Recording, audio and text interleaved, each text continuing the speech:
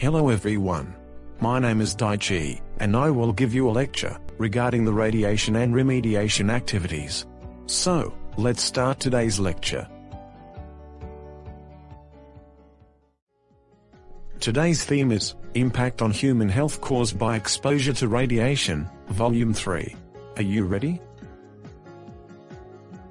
So far regarding impact on human health caused by exposure to radiation, both the deterministic effects and the stochastic effects have been briefly covered, and by especially focusing on the deterministic effects, difference of threshold values between organs and tissues have been explained. Yes, that's right. And we are moving on to the other effect on people, that is, the stochastic effects, right? Correct. Let us start with a mechanism, how the stochastic effects appear on people, as we have done when we talked about the deterministic effects. As a result of exposure to radiation to normal cells in human body, sometimes DNA with genetic information is damaged.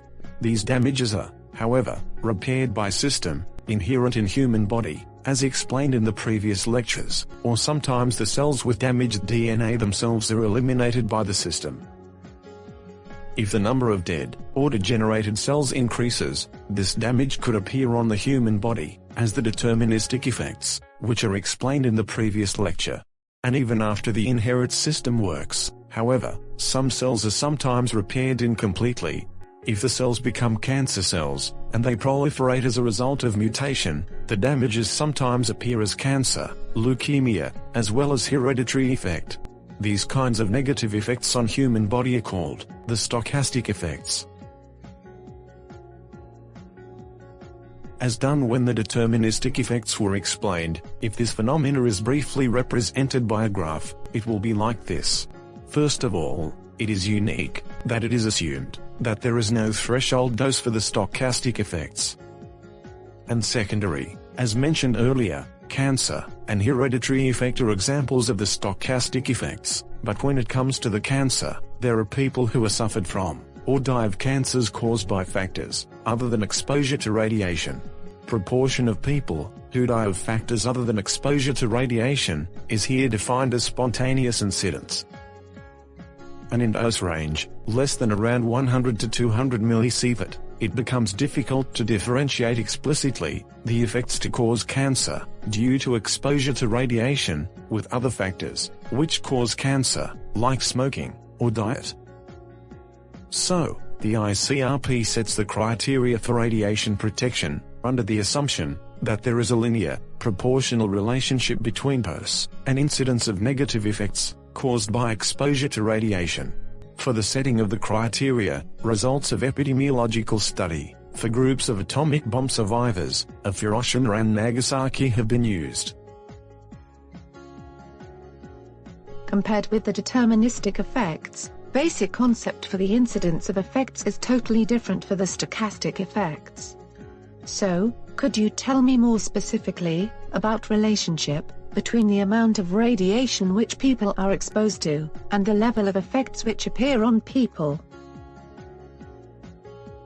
As explained in the previous lecture, as the stochastic effects, leukemia, cancer, as well as hereditary effect are considered here. First of all, especially, leukemia and cancer are focused on, and the relationship between exposure to radiation and pathogeny of cancer, or risk for death from cancer will be explained.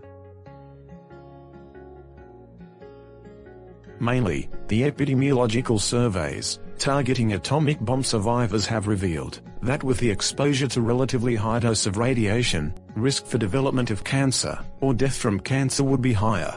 Specifically, linear relationship between dose and excess relative risk can be seen, for examples, with dose of around more than 100 millisievert for development of cancer, and with dose of more than around 200 millisievert for death risk from cancer. However, regarding dose less than the values, discussion has continued and it has not come to the conclusion. As explained earlier, so far, even in the range with relatively low dose, radiation protection policy has been set up under the assumption that there is a linearity between dose and excess relative risk. When it comes to a more specific case, from the viewpoint of death risk from cancer, it will be like this figure. Currently, the most dominant cause of death of Japanese people is cancer, and approximately 30% of people die from cancer in Japan. The ICRP sets the radiation protection system under the assumption that death risk would increase by 0.5% with exposure to radiation with dose of 100 mSv. It means that exposure to radiation with dose of 200 mSv could increase death risk by 1%, and that of 300 mSv could increase death risk by 1.5%. When considering the specific number of people, provided that there is a group with 1,000 people, and even if there is no additional exposure to radiation, around 300 people die from cancer. If all these 1,000 people are exposed to radiation with dose of 100 mSv, theoretically, the number of people who die from cancer could be 305, and that could be 310, with dose of 200 mSv, and could be 315 with dose of 300 mSv.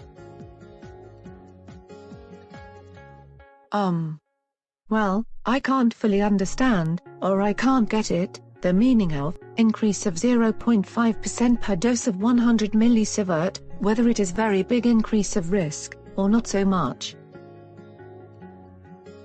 Well, I can understand how you feel it. Let us finish our discussion here, and in the next lecture, let me go into more detail about the risk, by taking other examples, to help you understand it better. And then the last negative effects on people, the hereditary effects, will be also covered in the next lecture. So, let me wrap up my lecture by providing you the key points. Today, first, I talked about the mechanism of the stochastic effects, how it appears on people. The stochastic effects are negative effects on people, caused by proliferation of cancer cells, which come up due to the incomplete reparation of cells, after exposure to radiation.